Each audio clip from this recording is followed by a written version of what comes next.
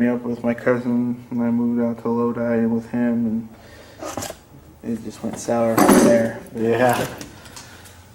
It's hard. Parents, a lot of times they try to do the best they can, but when it gets to a point where they're not effective anymore, it's almost like, okay, we gotta because that person, that individual has to go find themselves, find out what their choices are. Cut them loose, and you'll find out the hard way, basically.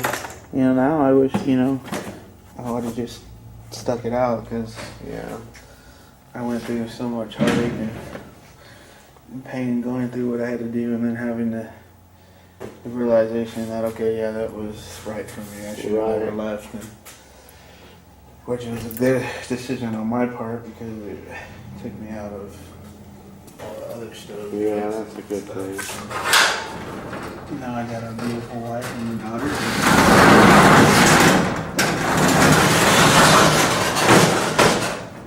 God bless me. What is more than I could ask for? See, that's just awesome. Once you're in God's favor, it's huge. I was not gonna say it was easy getting there. I mean, because nothing is ever easy, but it did take some time to have to learn what was right, and of course, because I was the way I was, I burnt a lot of bridges that I had to mend back up. So it wasn't the easiest ride back home, but well, your parents were still there in the end. Oh yeah, of course. They never really left me. They were always there when I needed them. Right. I found myself always calling them to go to church anyways, because that's what basically on my front word anyway. So they kind of, they're just right. Kind of technically didn't really leave, but I did at the same time. So it's like, it's a bummer, but at the same time, it was worth it, and now I have that testimony to go on somebody else. And that's true. That's true. And see, I do. I work with a lot of mid-20s and early 30 people who are still trying to figure stuff out. And if you've got a message to deliver to them, if it can help them, then it's almost a responsibility. Everybody's different, but there might be that one that has the same issues that you're going through, right? It might not be the same circumstances, but it might be something that, hey, or something that you say might trigger in their mind, like, hey, that's not that bad. I might actually be able to do this, And it happens. And my biggest thing was, too, back in the day, was not getting myself grounded enough in the church was a big factor of me leaving, because there was nothing to hold me down. Right. And so when I got back in the church, when I started doing more ministries in the church and getting myself more involved and just basically grounding myself in so where I can't, it makes it harder for me to leave, because now if I leave, I'm going to be losing a whole lot more than what I did. So I got into bus ministry and go out and do outreach with kids. And I work with a screen team. I put up the music and Bible verses on the screen for the pastor, and I do security outside, make sure cars and stuff are not getting broken into, because believe it or not, churches are the one spot to get hit. Sad but true. Yeah.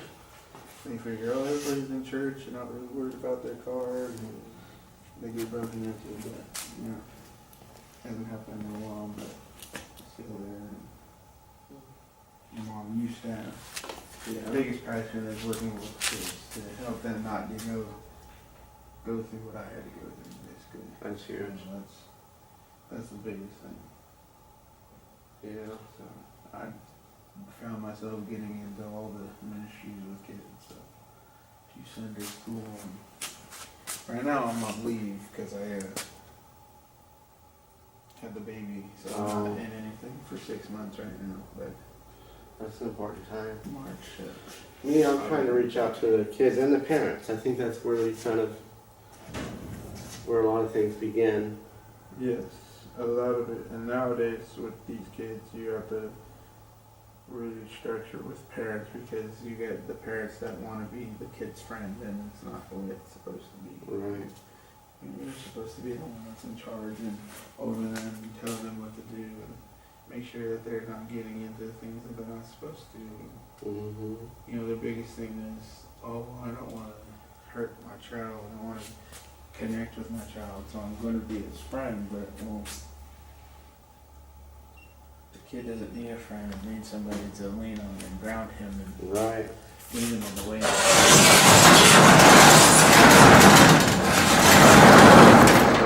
If you look at it, it's like it's not how you were raised. So why would you want to raise your child that way? That's the truth, man. What did you have on that customer lock, right?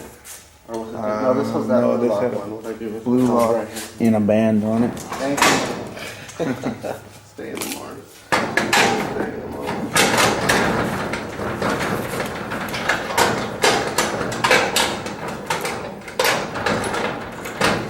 6134. What size was that one? That was 5 by 15. 5 by actually. 15? Yeah. They had me write down sizes. This is a 10 by 5.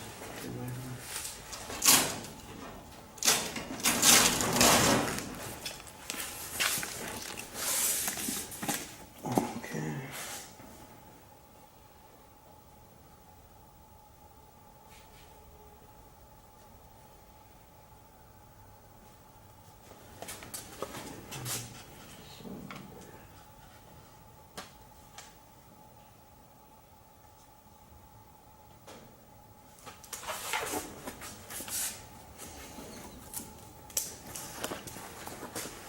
One more.